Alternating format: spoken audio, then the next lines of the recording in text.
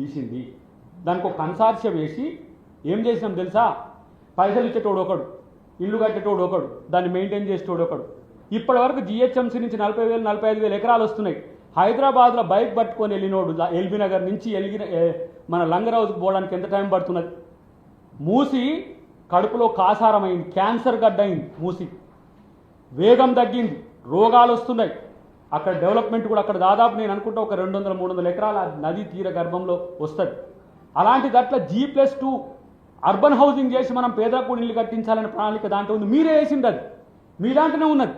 ఇప్పుడు వాడు వచ్చేసి హైడ్రాలిక్ జాక్లను తీసుకొచ్చి మూసి నది గర్భంలో పెడతారు. ఇగో కాంగ్రెస్ వాళ్ళు పేదోళ్ళ ఇండ్లు కట్టింది ఇందిరమ్మ కదా. ఇలా హైదరాబాద్లో ఎన్ని ఇండ్లు ఉన్నాయో, రాజీవ్ స్వగృహ కానీ గృహకల్ప కానీ, అవే కదా మీరు అమ్ముకున్నది. కుకట్పల్లి నుంచి మొదలు పెడితే, మియాపూర్ నుంచి మొదలు పెడితే, మీరు అట్లా వస్తే హైటెక్ సిటీ, ఏది మన రాయదుర్గం, ఇవన్నీ కూడా. కాబట్టి ఇక్కడ కూడా మీరు కేటాయించిన మీ అనుయాయులకు, మీ అనుయాయులకు కేటాయించిన వాటి పట్ల అప్పుడు ఏమి పర్యావరణ సమస్య రాలే. కాంగ్రెస్ అనేసరికి ఈరోజు ఈ సమస్య వచ్చింది. కాబట్టి ఇలాంటి కుళ్ళు రాజకీయాలు, కుట్ర రాజకీయాలు తెలంగాణలో నడవవు. రేవంత్ రెడ్డి గారు ఈరోజు ప్రజాకోణం నుంచి ప్రజాపాలన చేస్తున్న క్రమాన్ని జీర్ణించుకోలేకనే ఇంత లేమిలో కూడా ఒక ఫార్మర్ కమ్యూనిటీకే 40,000 కోట్లు ప్రత్యక్షంగా కేటాయించిన ప్రభుత్వం ఒకే ఒక్క సంవత్సరంలో కాంగ్రెస్ ప్రభుత్వం. రుణమాఫీ చేస్తే 21,000 కోట్లు చేస్తే ఏడ చేసిందంటారు సన్నాసులారా. మీరు 2022 అక్టోబర్లో అప్పటికప్పుడు మోడీ కాళ్ళు మొక్కి ఆర్బీఐ నుంచి బదిలాడుకొని 19,000 కోట్లు 18,000 కోట్లు రుణమాఫీ చేసింది, 99,000 వరకు. మరి మీరు 99,000 కోట్లు మీరు రుణమాఫీ చేస్తే మళ్ళీ మేము వచ్చే వరకు ఇలా 8,000 కోట్లు లక్ష లోపలకి ఎట్లయినాయి? మీరు ఇచ్చిండ్రు అందరికీ. వస్తాడా సవాల్ కేటీఆర్ లేకపోతే కేసీఆర్ రాడు, గారు బైక్ వచ్చేలేదు, కానీ కేటీఆర్ హరీష్ రావు వస్తాడా? 2022 అక్టోబర్లో చేసిన ₹1,00,000 రుణమాఫీ ప్రతి ఒక్క రైతుకు మేము ఇచ్చామని చెప్పి బీఆర్ఎస్ చెప్పగలదా? ఇవాళ వీళ్ళు 6 లక్షల కోట్ల రూపాయల ఆస్తులు అమ్మారు పబ్లిక్ సెక్టార్ యూనిట్స్ బీజేపీ వాళ్ళు. 6 లక్షల కోట్లు వాళ్ళు చేసిన అప్పులు కోటి కోట్లు దాటిపోయి మా ఆర్థిక మాంద్యంలో ఇప్పుడు అమెరికా తర్వాత భారతదేశం వస్తుందని చెప్పి అంటున్నారు. వీళ్ళు ప్రభుత్వ ఆస్తులను ఎట్లా అమ్ముతారు, ప్రభుత్వ భూములను ఎట్లా అమ్ముతారు అంటూ 400 ఎకరాలు రా బాబు, 400 ఎకర్స్ గదగదగా ఉనికిపోతున్నారు.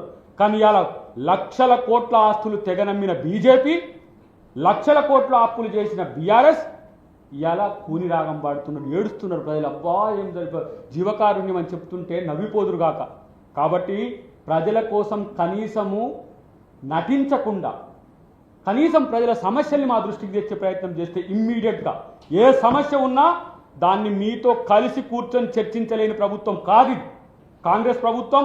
మా అధిష్టానం తెలంగాణ పట్ల కమిట్మెంట్తో ఉన్నదనే విషయాన్ని గమనించండి. మీరు ఏదో ఎర్రిబాగులో వేషాలు వేసుకుంటూ అన్ని అబద్ధాలు ప్రచారం చేస్తా అంటే మిమ్మల్ని ఎవరు నమ్మరు. ఇప్పటికీ పింక్ లోటస్ బంధం అట్లనే కొనసాగుతున్నది. ఆ బంధాన్ని ఎప్పటికీ కూడా కొనసాగిస్తారని కూడా మాకు తెలుసు. ఎందుకంటే ఆయన సిగ్నల్స్ అన్ని, రాడార్స్ అన్ని కూడా బీజేపీ దగ్గరనే ఉన్నాయి. కాబట్టి ఇవన్నీ ఏం తెలియని కావు. 39 సీట్లు గెలిచిండ్రు మీరు. 8 సీట్లు గెలిచిన ఎమ్మెల్యేలు, 8 ఎంపీలు గెలిస్తే మీకు సిగ్గుందారా బాబు?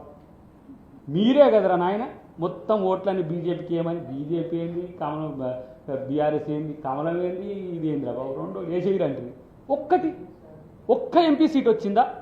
మొన్న 3 చేసిన రాళ్ళు ఎమ్మెల్సీలు. మేము చెయ్యం. మళ్ళా ఇప్పుడు ఉప ఎన్నికలు వస్తే మేమే గెలిచేది. బీజేపీ కొరకు చస్తున్నారా నాయన మీరు? బీజేపీ మిమ్మల్ని చంపుతున్నది. బీజేపీ తన అవసరాల కోసం దేన్నైనా చంపుతుంది. ఈ దేశంలో అకాలీలను ముంచేసింది. అక్కడికి వస్తే మహారాష్ట్రలో శరద్ పవార్ను ముంచేసింది. వాళ్ళది విష కౌగిలి. మిమ్మల్ని కూడా చంపేస్తున్నారు. మిమ్మల్ని చంపుతున్నా కానీ మేము చచ్చైనా సరే మేము కాంగ్రెస్ని అయితే బీజేపీ చెప్పినట్టు చేస్తామని చెప్పి బీజేపీ రూపంలో బీఆర్ఎస్ కనబడుతున్నది. ఇప్పుడు పూర్తి చంద్రముఖిగా మారిన బీఆర్ఎస్ ఇప్పుడు మాకు కనబడుతుంది. పూర్తి బీజేపీగా మారుతున్న బీఆర్ఎస్ ఇంకా నటించకండి అని చెప్పి నేను చెప్తున్నా. తెలంగాణ ఉద్యమం ఆ రోజు చేసినామనే పేరుతో ఎవరు తెలంగాణ ఉద్యమం చేసిండ్రు అనేది అందరికి తెలియదా? వస్తాయి, మావి కూడా పుస్తకాలు వస్తున్నాయి, తొందరలోనే తెలుస్తుంది మీ పాత్ర ఎంత. 56 నుంచి 69 వరకు ఏం జరిగింది, 69 నుంచి 2001 వరకు ఏం జరిగింది, 2001 నుంచి 2009 వరకు ఏం జరిగింది, 2009 నుంచి 2014 వరకు ఏం జరిగిందో చరిత్ర లిఖిస్తాం. ఉద్యమాల్లో ఉన్నోళ్ళను రికార్డ్స్లో లేకుండా చేసిన చరిత్ర, కానీ మిమ్మల్ని ప్రజలే రికార్డులో లేకుండా చేస్తున్న పరిస్థితి గమనించండి అని చెప్పి హెచ్చరిస్తూ నేను ఒక మాట మాత్రం చివరిగా చెప్పదలుచుకున్న మిత్రులారా, బీఆర్ఎస్కు తెలంగాణ ప్రజల పట్ల కమిట్మెంట్ లేకపోవడమే కాకుండా ఇంకా తెలంగాణ